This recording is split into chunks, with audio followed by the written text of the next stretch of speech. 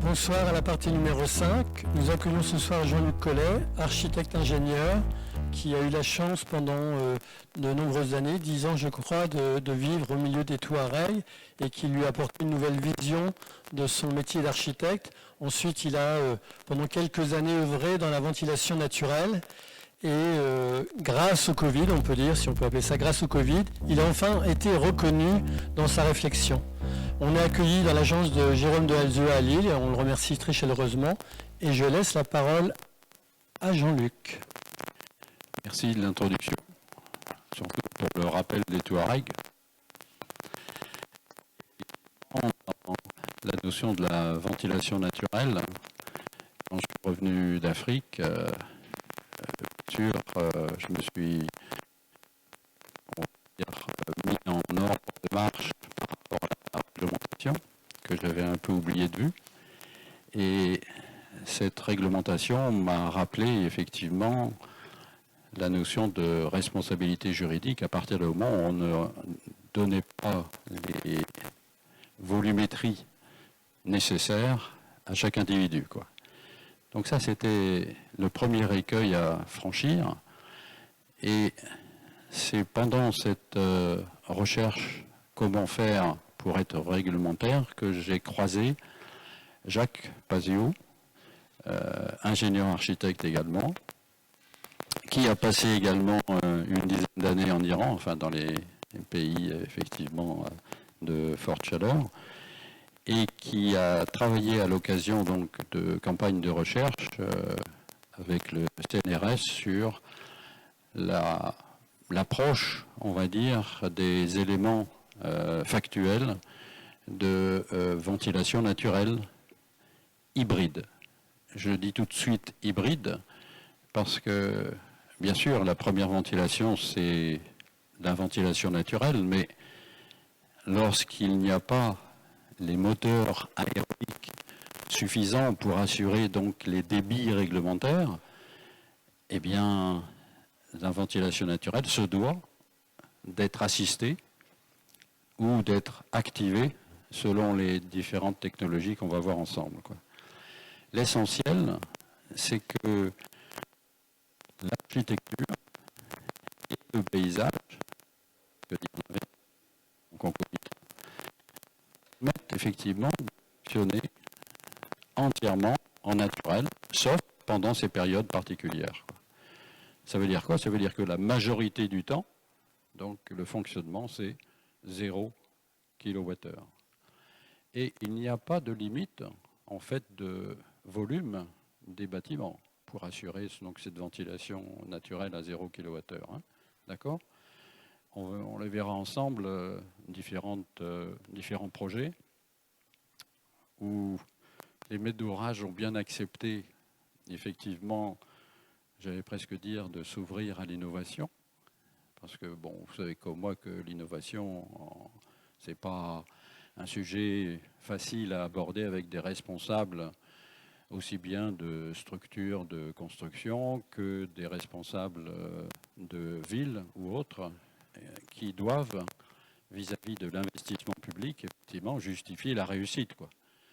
Mais dire à un maître d'ouvrage qu'on va se permettre de ne pas être tout à fait habituel dans les technologies qu'on va utiliser, alors on a développé une certaine stratégie d'approche après avoir compris qu'on ne pouvait pas demander à un maître d'ouvrage de nous répondre à la ventilation naturelle ou non à la ventilation naturelle. Si on lui pose la question, mais il n'a pas la connaissance, c'est quelque part dévoyer le contenu de sa réponse potentielle. Bon, donc, il nous arrive, je dirais même souvent, dire toujours, qu'on fait la ventilation naturelle sans le dire. Je marque un petit temps d'arrêt parce que sans le dire, c'est pas facile non plus, quoi. Mais à un moment donné, il faut quand même le dire. Et donc, ce stade de partage avec le maître d'ouvrage, il faut au moins attendre à l'APD, l'avant-projet détaillé, où on est obligé d'écrire effectivement ce que l'on envisage pour la consultation des entreprises.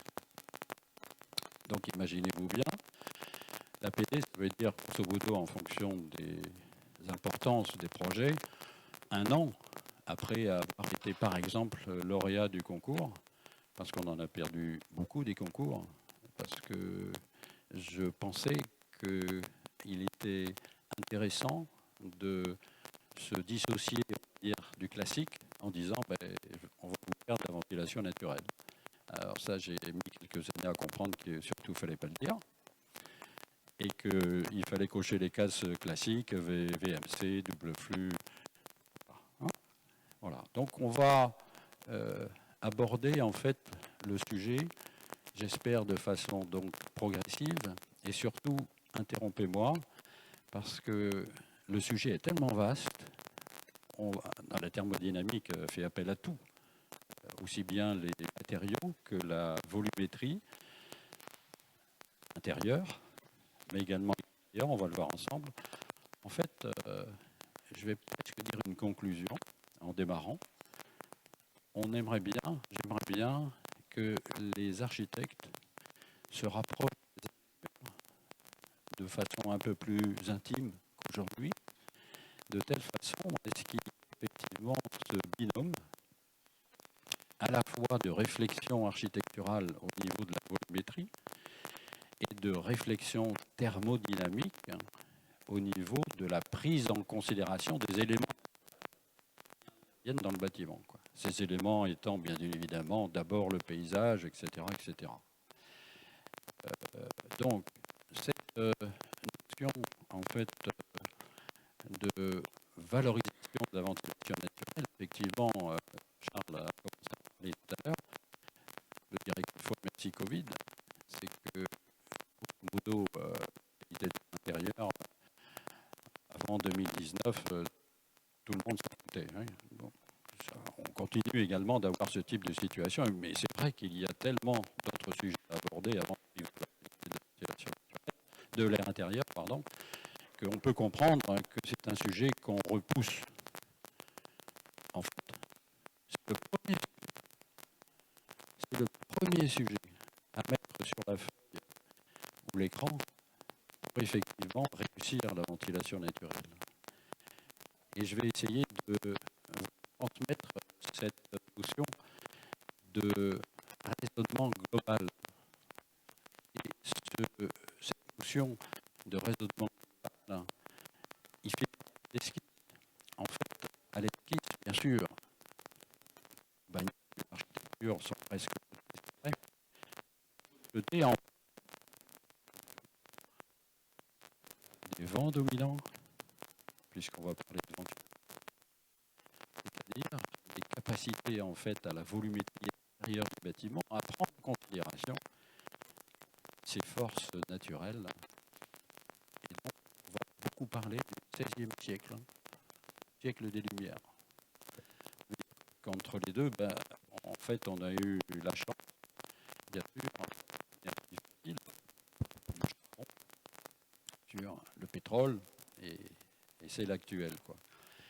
Et donc l'énergie bouton, qui était en fait la facilité, et on peut le comprendre, hein, mais toutes les informations que l'on utilise aujourd'hui sont du XVIe siècle, bien sûr avec Pascal, avec Venturi, on en a parlé tout à l'heure, avec Bernoulli également. Bon, donc on ne va rien découvrir, simplement qu'on va réinterpréter la façon dont aujourd'hui on est capable effectivement de le prendre en considération, c'est-à-dire faire en sorte effectivement qu'un bâtiment, quelle que soit la surface et le volume, on verra tout à l'heure un bâtiment de 10 000 m², il fonctionne en naturel, c'est-à-dire donc à 0 kWh. Et cette notion de ventilation naturelle va faire intervenir également des valeurs que l'on n'a pas l'habitude d'entendre. Alors, je vais commencer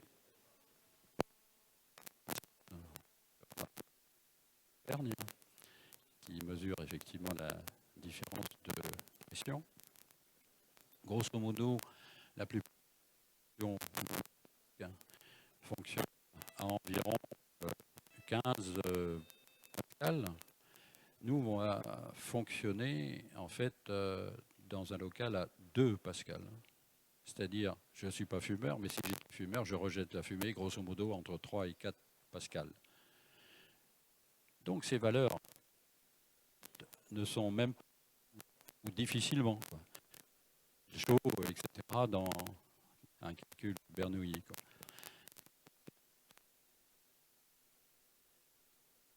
Énergie nécessaire, forcément en relation avec la notion donc, de transition énergétique. Très rapidement, bien sûr, du comparatif entre la consommation d'une VMC et la non-consommation d'une ventilation naturelle, quoi. Et néanmoins, cette notion donc, de naturelle est sans doute un défi.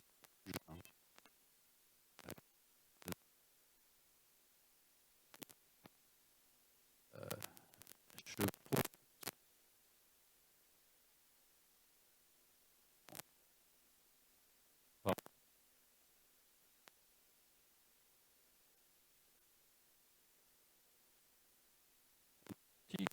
dont les responsables qui ont besoin, qui en plus on leur donne la répondre évidemment, mais non plus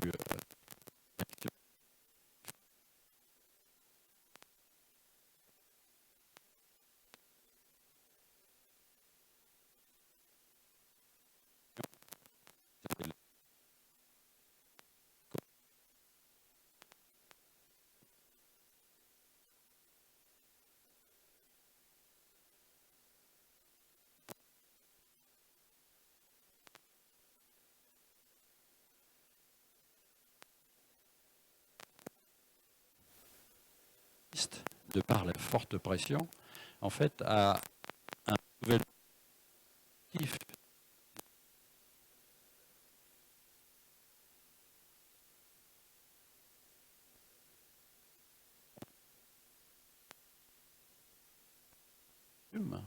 Qui permet effectivement d'être renouvelé, quoi. Et c'est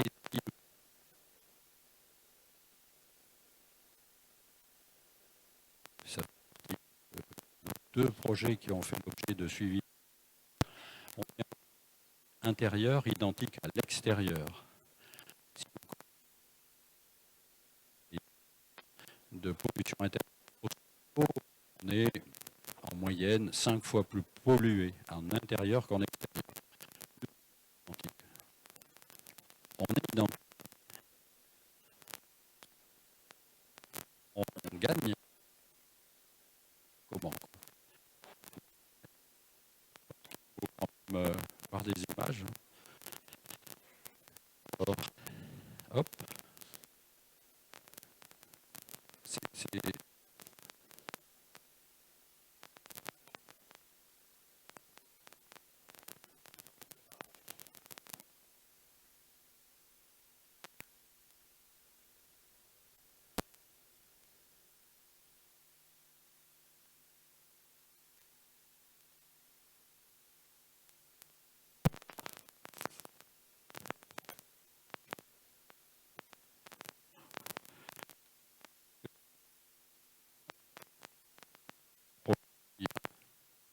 on va se rapprocher, alors, quand même, il faut que vous voyez. Hein.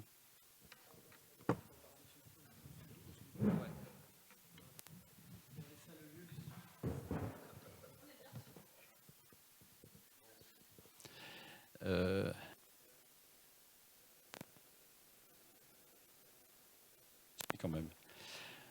Alors, vous aimez tous bien la bière, ou à peu près. Hein. Donc le du houblon était déjà en Venturi. Donc une girouette d'atelier de houblon exceptionnelle. On trouve d'ailleurs à peu près la même partout, quoi. En fait, vous voyez que le qu'effectivement il n'y ait pas de pluie qui tombe à l'intérieur, puisque c'est sous le vent, pour donc être en surpression de ce côté-là. Il est ensuite orienté, bien sûr, par le vent et équilibré. Et la notion donc de surpression trouve son équilibre en dépression de l'autre côté, quoi. Et donc on est en extraction naturelle. Alors, j'ai mis en accélérateur de la transition énergétique. Bien, voilà. Alors, l'un des éléments effectivement majeurs sur la qualité de l'air extérieur, que l'on va d'abord utiliser bien sûr avant que l'air devienne intérieur, c'est la notion des papillons de prairie, hein, les simples. Alors, un constat d'abord, avant de s'engager dans la réponse à donner. Si vous avez des enfants et si vous avez déjà assisté par exemple à un clapping des poumons d'un bébé qui a la bronchiolite, en fait presque tous les bébés ont la bronchiolite, hein. On est capable aujourd'hui quand même d'engager les bébés déjà avec des épreuves de force, quoi. Mais vous savez comme moi, bien évidemment, que c'est en proportion avec la qualité de l'air intérieur, quoi. Voilà.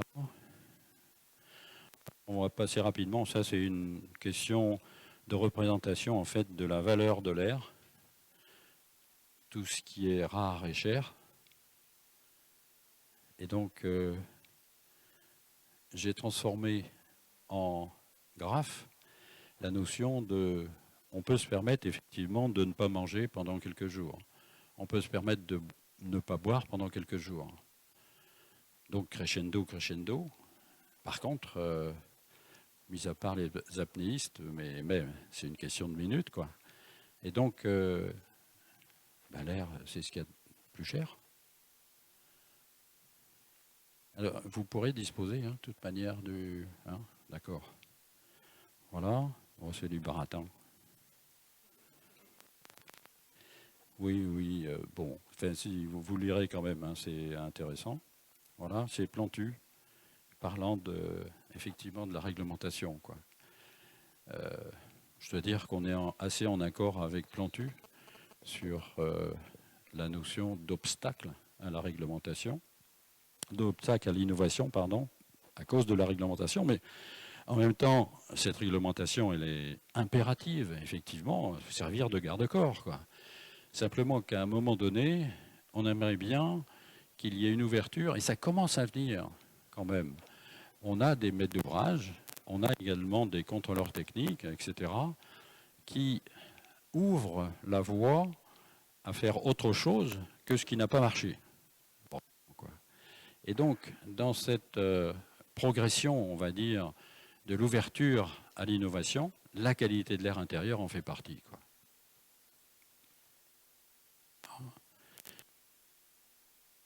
Effectivement, tous les intervenants, mais vous les connaissez encore mieux que moi, tous les intervenants de l'acte de construire, quoi. On sait pas convaincre. C'est vrai que c'est un peu plus facile si on ne lui dit pas, quoi. Hein, c'est enregistré. Bon. Et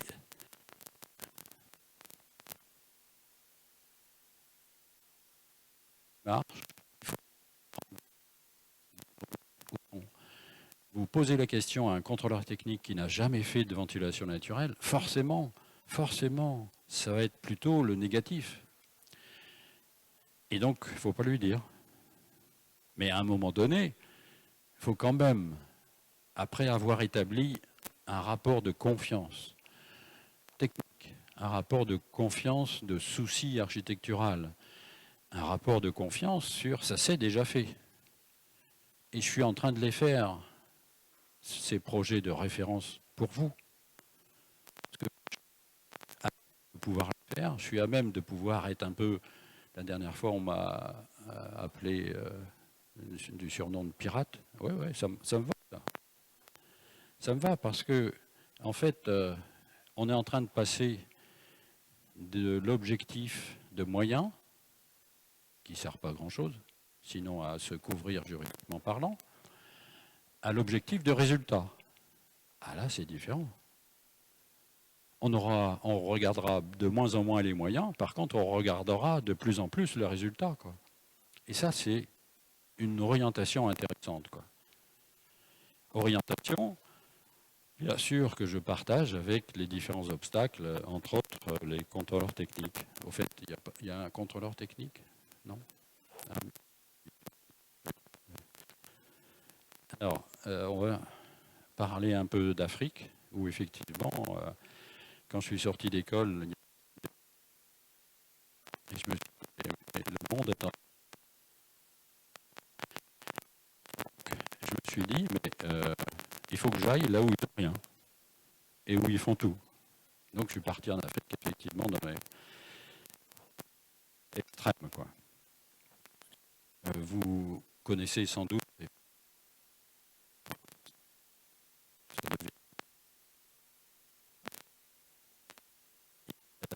la notion donc de maîtrise de toute la partie thermodynamique adiabatique de la relation entre l'eau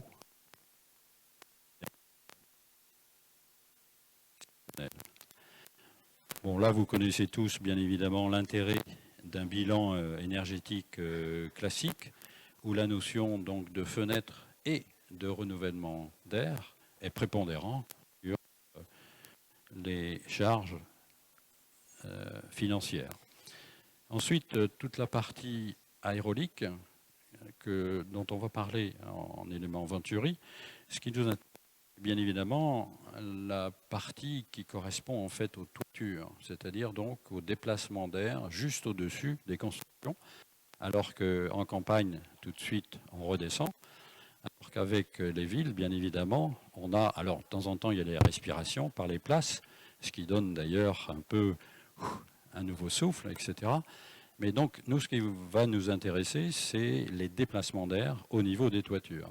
Et ces déplacements d'air, on va les retrouver à la fois de façon macro-géographique au niveau de la ville, mais également micro au niveau de la toiture de vos bâtiments. C'est-à-dire faire en sorte que vous puissiez créer une petite respiration, donc une baisse de pression, pour ensuite accélérer au droit du Venturi, quoi.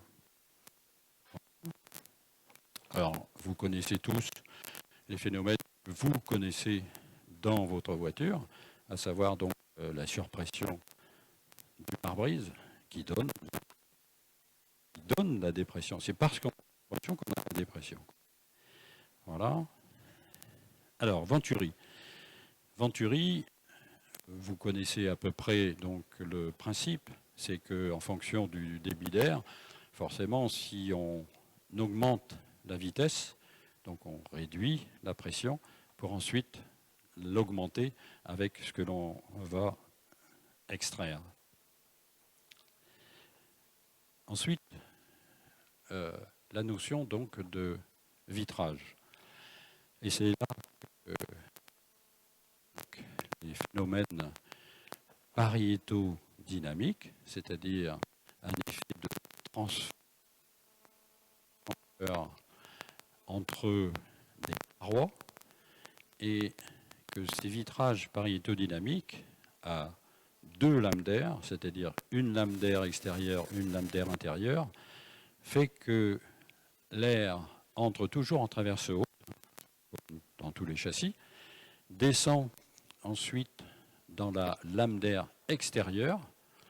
Il y a une vitre intermédiaire qui provoque donc une deuxième lame d'air, mais cette fois-ci intérieure, avant d'entrer dans le local. En fait, vu de l'extérieur, un châssis pariétodynamique, on peut confondre puisque on a les entrées d'air de chaque côté. Simplement que le nombre d'entrées d'air est plus important dans un châssis pariétodynamique, puisque là, on arrive dans la notion du rendement de l'échangeur, RR, et que cet échangeur fait intervenir, si on passe trop vite, ben on ne capte rien. Si on passe trop lentement, on capte, mais on perd tout. Et donc, on arrive à des valeurs de cet échangeur. Alors, pour être rapide, le principe, c'est grosso modo d'être à un déplacement d'air de l'ordre de 50 cm/seconde et que cette notion donc de pression de passage tourne environ à 2 ou 3 pascals. Si vous connaissez donc par exemple les valeurs nominales des entrées d'air, des modules d'entrée d'air, en fait ils sont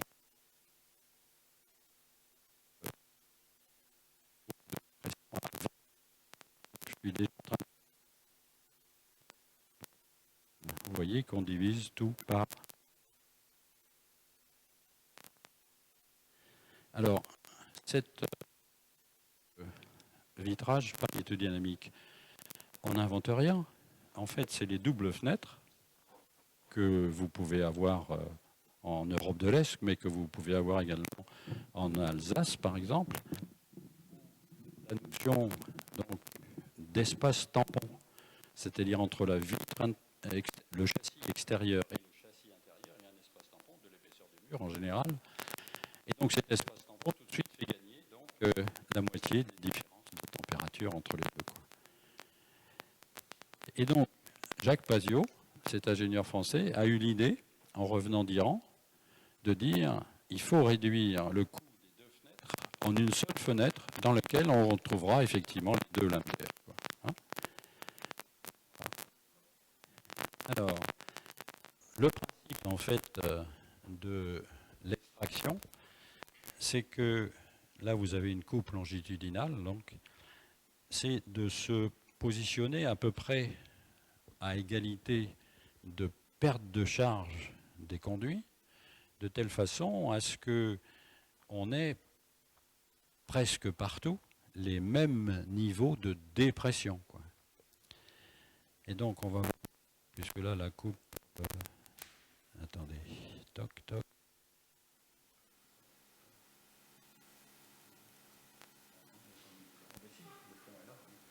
En fait, on a reconstitué les bâtiments qui étaient épars pour en faire un patio, de telle façon à avoir un point haut, celui des extracteurs statiques, qui est celui en général de la cage d'escalier ou de la cage d'ascenseur, quoi. Et à partir de ce point haut qui est ici, en fait, on a un cheminement qui permet, lors des pertes de charge trop importantes, c'est-à-dire une trop grande longueur ou des changements de direction, en fait, d'être activé. C'est-à-dire, vous imaginez donc l'air qui se déplace dans un conduit et qui aurait tendance à s'arrêter s'il frotte trop sur les parois, si c'est trop long, etc. Donc à un moment donné, on va lui donner une impulsion, et l'impulsion la plus économique au niveau physique, c'est de pousser l'air par de l'air. Et surtout pas un ventilateur, puisque c'est l'avion à hélice et l'avion à réaction. L'avion à hélice, il perd beaucoup d'énergie sur les frottements, effectivement, de l'air sur les pales. L'avion en réaction, il en perd moins. Et donc, cette notion d'induction, autrement dit, donc, de pousser en relais du déplacement d'air, se fait avec un rendement de l'ordre de 30. C'est-à-dire, j'introduis un volume d'air primaire pour pousser l'air dans le conduit, et je déplace 30 volumes. 1, 30. Et alors, pour pousser cet air, comme l'équation est facile, en fait, c'est pour ça que j'ai oublié ma buse, mais sinon, la sortie de l'air primaire dans le conduit est de l'ordre du millimètre. Ça veut dire quoi? Ça veut dire que la distribution de l'air primaire aux endroits où vous sentez qu'il va y avoir une perte de charge, c'est un tuyau de 40, pas plus, puisqu'il n'y a pratiquement pas de débit, quoi. Par contre, il faut, oui, voilà. Par contre, il y a la pression pour provoquer donc ce cône de poussée, comme un piston, quoi, hein, et que pour provoquer ce cône, en fait, il faut être à 6000 pascal, en moyenne à peu près, quoi. Mais étant une moyenne, puisque si on n'a pas besoin de beaucoup d'énergie pour placer, c'est-à-dire qu'il y a suffisamment de venturi, dans ce cas-là, ce n'est pas la peine, effectivement, d'avoir un débit important. Et donc, ce débit, on va le mettre sur un variateur. Donc, s'il y a besoin de 2 ou 4 pascal en plus, c'est tout. On ne va pas produire plus.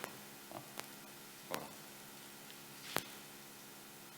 Ça va, on est toujours ensemble, hein? Oui, j'ai une petite question. J'ai compris jusque-là. En fait, c'est Un micro pour les autres. moi, j'ai une petite question que j'ai pas compris jusque-là. Je pensais que c'était que de l'air neuf en vrac. En fait, c'est quand même potentiellement des d'être raccordés sur des réseaux, enfin sur des réseaux hydrauliques. En fait, c'est pas juste en vrac. Parce que le premier schéma qu'on a vu, je pensais que c'était vraiment un air neuf en vrac qui distribuait le air neuf sur l'ensemble du plateau dans les gens de l'école qu'on a vu. Oui, l'air neuf, donc entre soit par les vitres, soit par les allèges, c'est tout. Et ce que l'on utilise, c'est l'air primaire, qui est également de l'air neuf, hein, puisque on ne va pas mélanger les genres. Cet air neuf, en fait, on ne l'utilise que si on en a besoin, c'est-à-dire qu'on n'a pas assez de tirage thermique et qu'on n'a pas assez d'effet Venturi. D'accord? Et on l'utilise le moins possible. Et alors, du coup, la façade qui est, enfin, on va dire les locaux qui sont côté façade en dépression, comment eux ils arrivent justement à être aussi bien Par Venturi alors, et tirage thermique. Mais du coup, est-ce qu'ils ne se prennent pas eux l'arbitrier quelque part les locaux qui sont en amont sur la façade en surpression? Non, puisque c'est vraiment une question de très faible pression, quoi. Parce que pour aller de façade en façade, admettons que les portes soient fermées, il leur faut franchir 2 portes, par exemple, et donc le franchissement fait 2 pascal, 2 et 2, 4, ça y est. On est au même niveau que les vitrages. Ok, mais en fait, je me dis, donc il y a effectivement cette interno qui arrive à la façade. Oui. Ensuite, il y a une extraction, c'est ça que c'est supposé. Oui, entre les deux façades, finalement.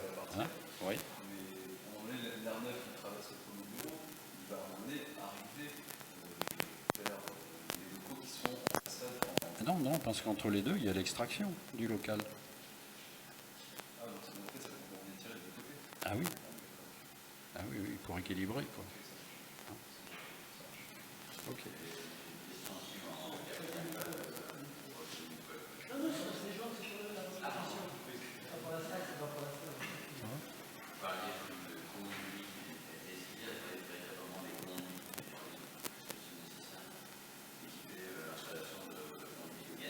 Ah oui, oui, parce que en fait, il faut maîtriser la faible dépression dont on vient de parler, quoi.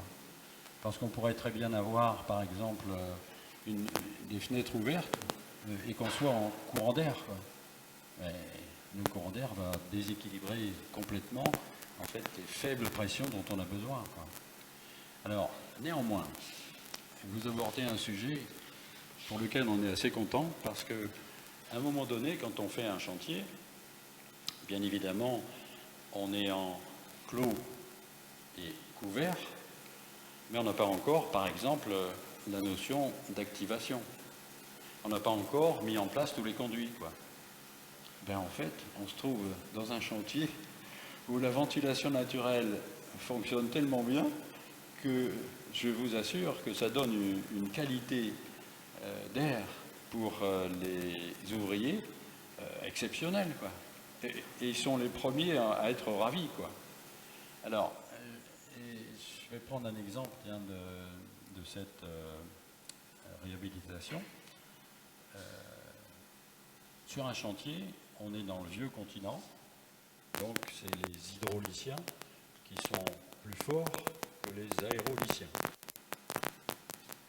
Donc il faut un petit temps d'adaptation pour les mettre au pas. Je raconterai tout à l'heure quelques petites anecdotes à ce propos, quoi. Mais tous les conduits de ventilation, ce sont les plaquistes qui les ont réalisés. D'accord? Pas s'est baissé. Et je peux vous dire que dire à un platiste, c'est toi qui vas maîtriser la ventilation naturelle de tout l'établissement, je peux vous dire qu'il resserre son nœud de cravate. Hein. D'un seul coup, il est au-dessus des hydrauliciens. D'accord ? Alors, oui, on le verra tout à l'heure, on est intervenu également pour une extension d'usine. Et forcément, dans une usine, ceux qui passent en premier, c'est les tuyaux d'eau. Hein. Ceux qui sont responsables des tuyaux d'air, donc je les ai prévenus. C'est classique hein, sur tous les chantiers. Quoi. Je m'adresse donc à l'équipe d'hydrauliciens en disant, vous restez derrière les aéroliciens. C'est eux, pour leur faible perte de charge, qui ont besoin effectivement d'être les maîtres du chantier. Je reviens une semaine après. Bien sûr, les mecs, ils ont passé leur tuyau d'eau en premier, et puis les aéroliciens, ils ont joué des coudes pour faire passer leur gaine, leur conduit. Quoi. Et donc je fais tout démonter, et je peux vous dire qu'une semaine de boulot avec une équipe de 4 plombiers qui ont soudé l'inox sous argon, les faire démonter une semaine de boulot, ça marque. Hein. Ça a marqué. Hein. Donc après, effectivement, les aéroliciens qui en général sont un peu timides, ils ne prennent pas possession du chantier, hein, même si je leur avais donné de quoi le faire. Et puis on a effectivement superbement bien réalisé le projet qu'on va voir. Quand je suis allé voir l'Institut Pasteur de Lille en disant, voilà, on va analyser la qualité de l'air intérieur hein, pour les personnes âgées, quoi. En fait, il n'y avait pas de protocole. Tout le monde en parlait, mais qu'une démarche scientifique, quoi. Et donc, on a passé quelques mois à définir effectivement le protocole de mesure de la qualité de l'air intérieur, avec 2 éléments majeurs pour les personnes âgées comme pour les enfants. La notion effectivement bactérienne, bien sûr, en premier. Hein. Et puis ensuite, la deuxième, qui va un peu en rapport, c'est le fongique. Hein. Et avec ces 2 éléments, on a défini avec l'Institut Pasteur donc, la notion de protocole de mesure. Parce que c'est pareil, si on mesure trop, on a tout. Si on ne mesure pas assez, c'est insuffisant. Bon, donc on a défini également les volumétries à admettre là-dessus. Et donc ensuite, c'était Ségolène Royal à l'époque, ils ont envoyé des experts qui ils venaient un peu partout, hein, Bordeaux, Marseille, Paris. Et donc, ils devaient rester quelques heures. En fait, ils sont restés 2 jours pour bien saisir pourquoi on arrivait effectivement à cette qualité d'air intérieur, identique à l'extérieur. Hein, toujours pareil. Voilà. Les puits climatiques, hein, que vous voyez. Alors, les puits climatiques, en fait, c'est des tuyaux d'eau qui, au niveau de l'assainissement, servent dans le sens, effectivement, d'écoulement de l'air, c'est-à-dire donc l'inverse, puisqu'il ne faut pas que l'eau extérieure entre dans le tuyau. Quoi, hein. Il faut que ce soit imitable, moi je trouve, de telle façon à ce qu'il y ait une possibilité d'intervenir sur des éléments, soit d'humidité, soit au contraire de sécheresse. Voilà donc, cet EHPAD, 65 lits. Hein. Voilà, vous pourrez le voir donc, de façon plus précise. Ça, c'est une synthèse des résultats de l'Institut Pasteur, d'égalité de qualité. Ensuite, un bâtiment, centre de formation pour apprentis à Saint-Saulve, avec le cabinet Graph Architecte, José Oka et Guy Tieffry, et 10 000 mètres carrés. Et là, c'était un concours qui a mis du temps en fait à se concrétiser, mais on a été lauréat. Et le principe, peut-être vous pouvez distinguer donc les venturies en toiture hein, qui sortent. Ça a été sur donc un R+3, oui c'est ça, de mettre en place en fait la ventilation naturelle, hybride. Et on a subdivisé en fait le bâtiment et on a travaillé essentiellement en vertical là où on est bien sûr de valeur supérieure au projet qu'on a vu précédemment, où on est à l'horizontale, quoi. Et que c'est, il y en a, je crois 10, oui, il y a 10 colonnes d'extraction, hein, qui permettent effectivement le venturi de façon assez intéressante, puisque, je ne sais pas si on va le voir, mais la toiture donc est inclinée sous les vents dominants, si bien que quand le vent arrive sur l'extraction venturi, on est déjà en surpression naturelle, quoi. Donc un meilleur rendement. Donc un nombre de jours dans l'année plus important, hein.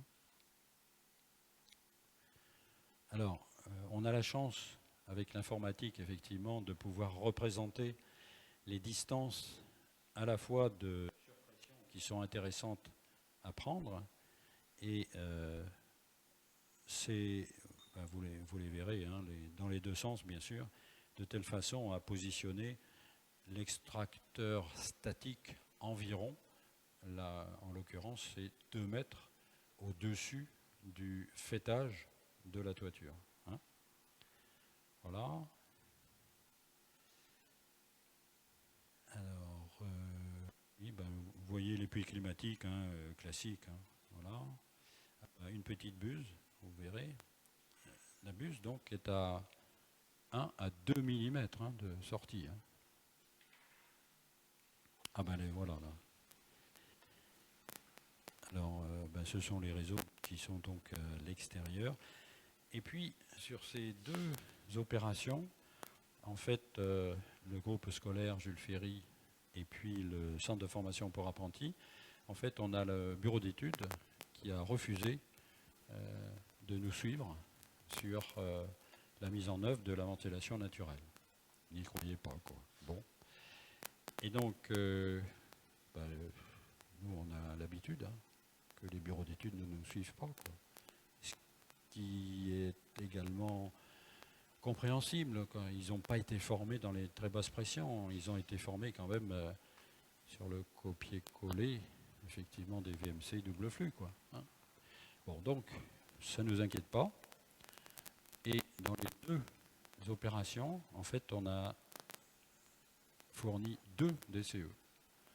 Un DCE en ventilation naturelle et un DCE en ventilation mécanique. C'est ce qui nous a permis de dire, et je ne sais pas si je l'ai déjà dit, mais on est 15% moins cher, si je l'ai dit, oui, en ventilation naturelle, mais ça se comprend, quoi, hein, puisque ici, vous voyez le comparatif entre la ventilation naturelle où on ne fait que percer les planchers, et les gaines sont verticales, donc hauteur d'étage, et toutes les traînasses donc, de double flux qui se baladent en faux plafond, bien sûr, en plus et qui, elles, sont effectivement forcément métalliques. Donc, je ne vous fais pas le comparatif d'investissement, quoi. Voilà. Alors, tout l'intérêt également de pouvoir travailler sur la récupération énergétique de cet air vicié qui forcément est à 20 ou 21 degrés, chargé également de vapeur, surtout. Voilà. Et bien, ça veut dire qu'on va essayer de récupérer la chaleur sensible et la chaleur latente. Pour récupérer la chaleur latente, c'est pas très compliqué. En fait, il faut être en eau glacée. Et ça veut dire quoi? Ça veut dire qu'en eau glacée, on va récupérer effectivement les deux énergies, mais en même temps que ça correspond en fait au système parisodynamique de pompe à chaleur. Et donc, on a mis au point les éléments échangeurs sous la forme d'ailettes, hein. Pas compliqué, hein. Tout ça, ce sont des équipements du commerce, simplement qu'on les dévoie, quoi, hein.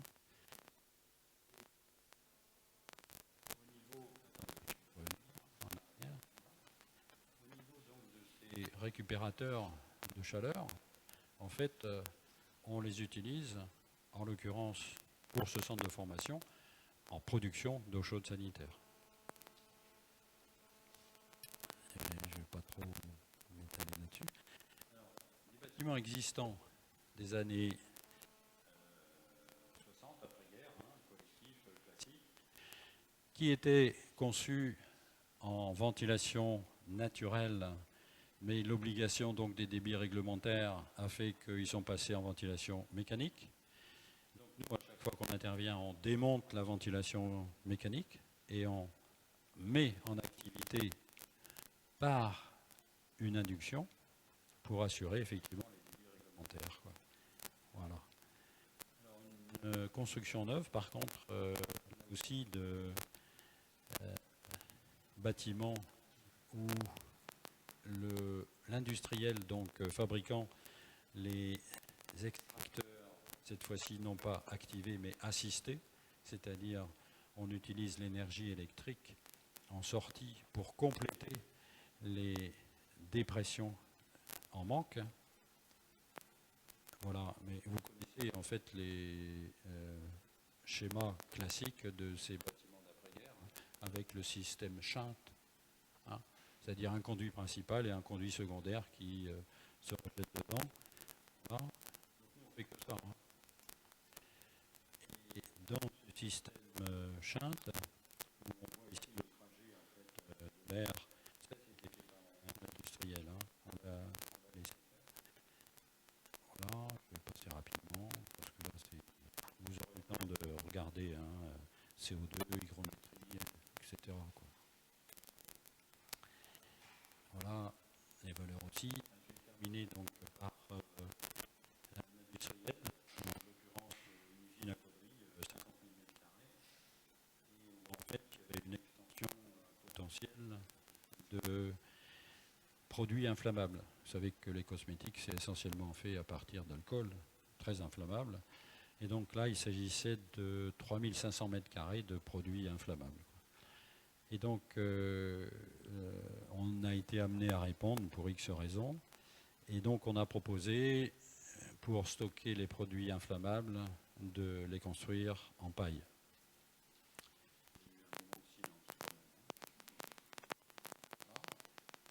Et en plus, on a dit au directeur, bah, écoutez, vous avez une usine de 50 000 m², de temps en temps peut-être vous avez besoin d'électricité ou de chaleur.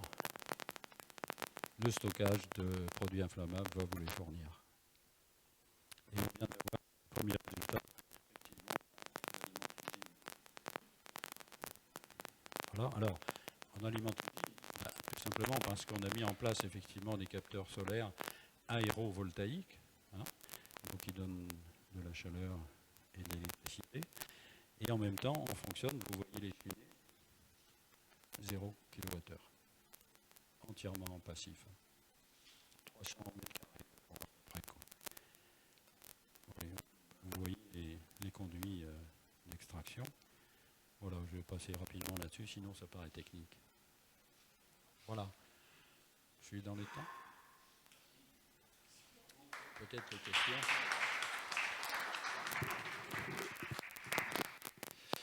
Merci beaucoup Jean-Luc. Alors on a eu quelques petits problèmes de micro ce soir. Ça s'est pas entendu dans la salle, mais dans la transmission, je crois qu'il y a eu des problèmes. Est-ce qu'il y a des questions ?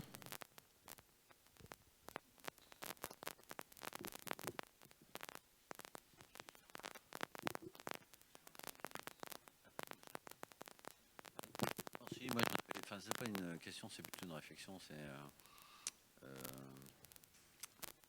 alors, vous avez dit tous les intervenants à l'acte de construire. Pour moi, le premier intervenant dans l'acte de construire, c'est l'usager. Et là, on parle, vous avez parlé avec conviction et puis de façon convaincante des dispositifs qui pouvaient être mis en œuvre dans les établissements publics, scolaires, EHPAD, etc. Où l'usager finalement n'a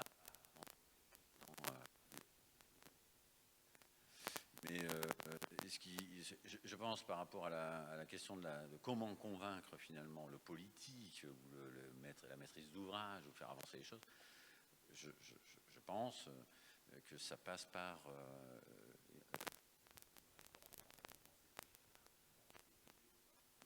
et donc à partir de là, la notion de comportement intervient beaucoup finalement oui. les systèmes.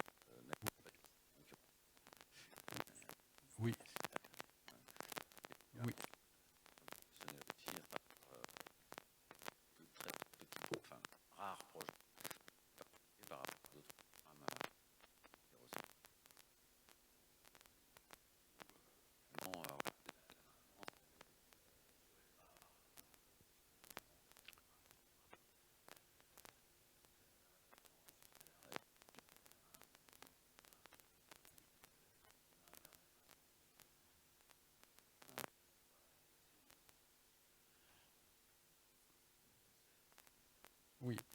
Alors, pour le maître d'ouvrage, c'est la raison pour laquelle en fait on ne lui dit pas tout de suite, mais que c'est l'usager qui va le rapporter au maître d'ouvrage. Et dans le groupe scolaire, en fait, quand les enseignants sont entrés, ils ont dit mais on se sent bien. Ouais, ça c'était notre récompense, quoi. Mais il ne suffit pas de le dire, il ne suffit pas de le ressentir, encore faut-il le mesurer. Et c'est là que vous aurez bientôt, donc en acte public, hein, les résultats de ces 8 saisons de mesure de l'ADEME, quoi. Mais les gens s'y sentent bien.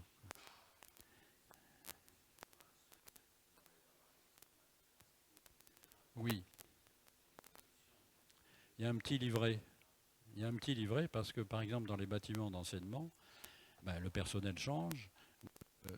Bâtiment de formation, 1300 apprentis qui changent.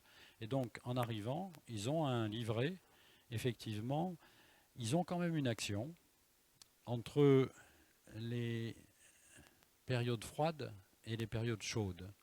Au niveau du puits climatique, en fait, il y a des petits volets que l'on manipule en fait de façon manuelle très simple avec les mains, c'est-à-dire plutôt incliner en fait les sorties d'air vers le bas pour l'hiver et au contraire vers le haut pour l'été. Voilà ce qu'ils ont à faire. Mais oui, en fait, on se préoccupe de l'usager pour qu'il n'ait pas l'impression d'être moteur au niveau donc de la notion de régulation, quoi, qui est très sensible, quoi. Et quand on a une dérégulation de déplacement d'air, en fait, il y a la notion d'anti-retour, de refoulement, de turbulence éventuelle en extracteur statique. Et donc au niveau des grilles d'entrée d'air, mais là je vais arriver dans le détail, on met des volets, des membranes anti-retour qui fonctionnent tout seuls. Voilà. Est-ce que j'ai répondu ?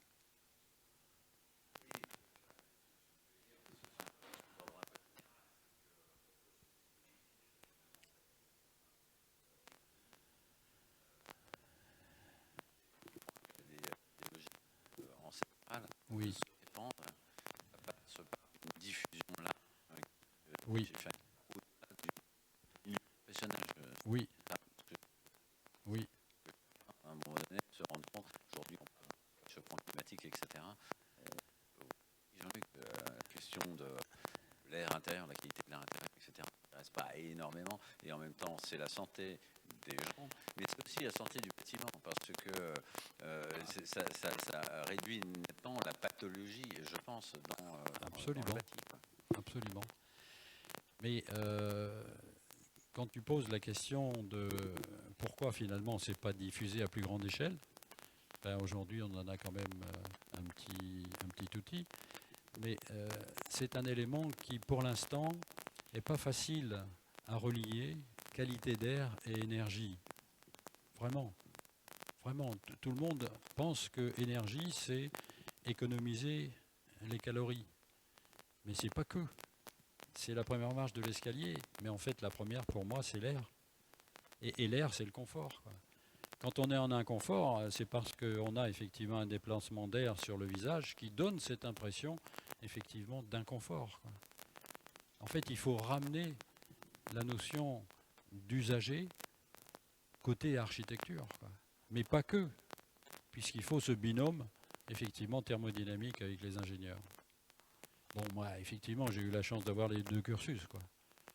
Et en plus, arrêt métier, quoi. Donc, forcément, les mains dans le cambouis, quoi. Hein. Et particulièrement en thermodynamique et particulièrement en aérolique, quoi. Bon, de la chance. Hein. J'ai tiré les bons tickets. Merci pour la super intervention et on connaît bien ton travail sur ces questions-là. Les bâtiments, d'un point de vue aussi sur les ministères, sur les institutions. construction, et en effet l'ADEME qui suit, qui finance maintenant et qui intervient dans le voilà. Est-ce que ton agence a posé cette question à des échelles bien plus macro? Je parle là avec une casquette plutôt d'urbaniste ou de paysagiste dans l'aménagement du territoire, les îlots de chaleur, les particules fines, la pollution. Quand tu dis on arrive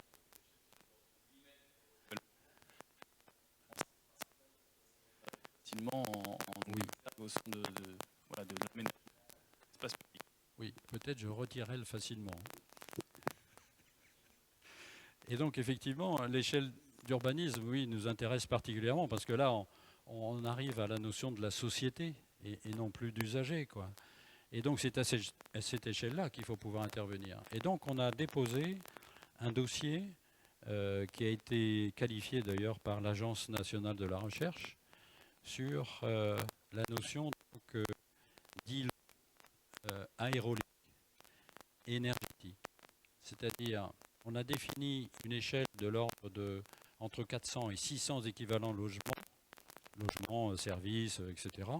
Bref, l'échelle d'un quartier où les relations thermodynamiques, mais également hydrogéologiques, également géothermiques, peuvent s'envisager pour un équilibre technico-financier d'investissement, quoi.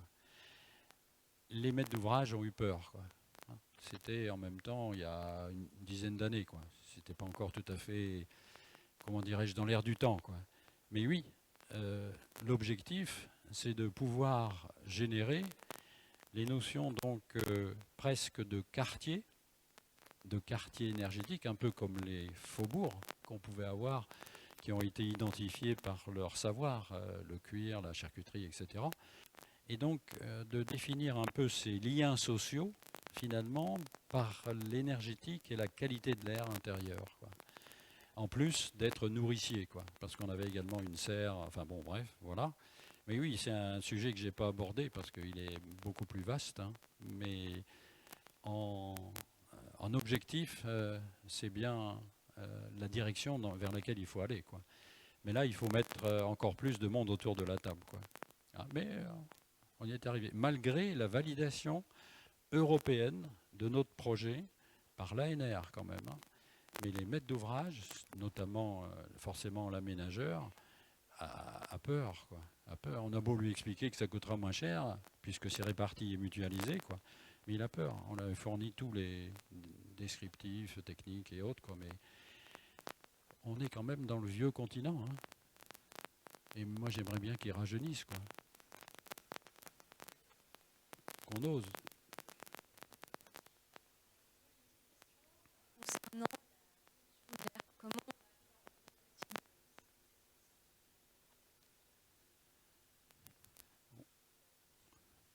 Oui. Alors, le premier élément, c'est effectivement la notion de qualité d'air extérieur que l'on introduit dans le bâtiment. Et là, on est un peu tributaire de l'urbanisme dont on vient de parler. Alors, même si on a quand même un effet effectivement de décondensation de particules moyennes. Par contre, les particules fines entrent bien à l'intérieur. Par contre, ce que l'on a pu conclure avec maintenant ces mesures de CO2 donc, de l'ADEME, c'est parce que la ventilation est continue jour et nuit, hein, elle ne s'arrête pas, hein, d'accord ? C'est que lorsqu'on a effectivement des risques intérieurs de pollution venant donc de l'extérieur, en fait, on est constamment ventilé. C'est ça le fond, quoi. Mais si on est dans une zone industrielle où on a effectivement des rejets de particules fines, forcément, on ne va en traiter qu'une partie, quoi. Donc c'est le point faible, effectivement, mais là, on aborde donc l'urbanisme même du territoire, quoi, hein. Et donc, quand vous commencez l'esquisse de votre bâtiment sur un territoire, quels sont les éléments à prendre en considération? C'est quels vont être les accélérateurs ou au contraire les freins de Venturi, quoi. Et dernièrement, on m'a posé la question sur la construction donc, d'un bâtiment. En plus, je me trouve dans le jury.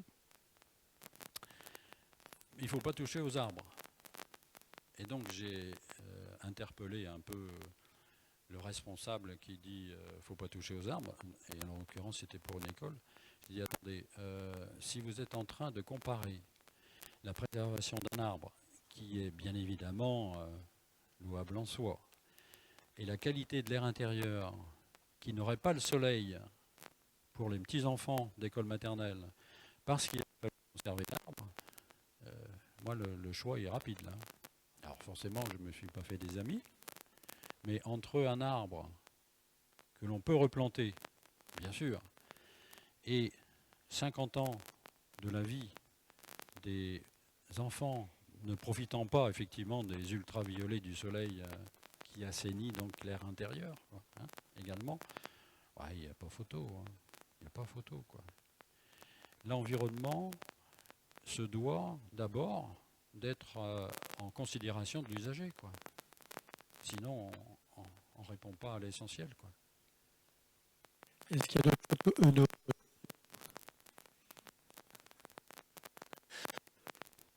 Mais moi, j'en ai-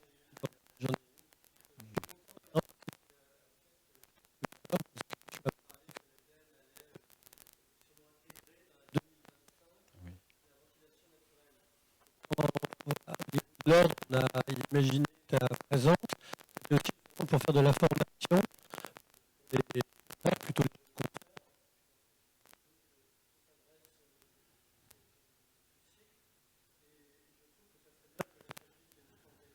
régional. Prenons la partie numéro 4.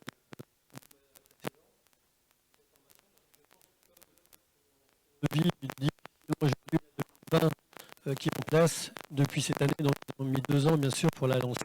On peut imaginer 2025 sera en 2027. Et donc ça nous permet d'avoir 5 ans pour nos confrères de de faire un apprentissage de cette réflexion.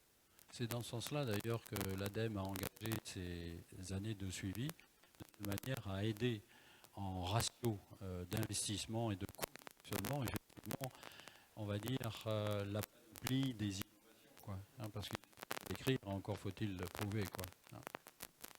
Vous aurez. Bien, merci beaucoup pour vraiment cette excellente conférence. C'est un bonheur pour nous, je pense, de faire ça. Rappelez pour ceux qui n'ont pas bien encore compris que les apartés sont tous les 2e mardis de chaque mois, donc c'est facile, vous avez tous vos portables et vous tapez récurrence, 2e mardi de chaque mois, et comme ça vous aurez le cycle des conférences, l'ordre de Lens qui indique chaque mois. Encore chez notre confrère Jean-Philippe qui nous reçoit chaleureusement, donc chez Post Architecte, c'est bien ça? C'est comme ça qu'on dit? Bon, très bien, voilà. Et donc, prochain aparté chez Post Architecte. Je vous souhaite une excellente soirée.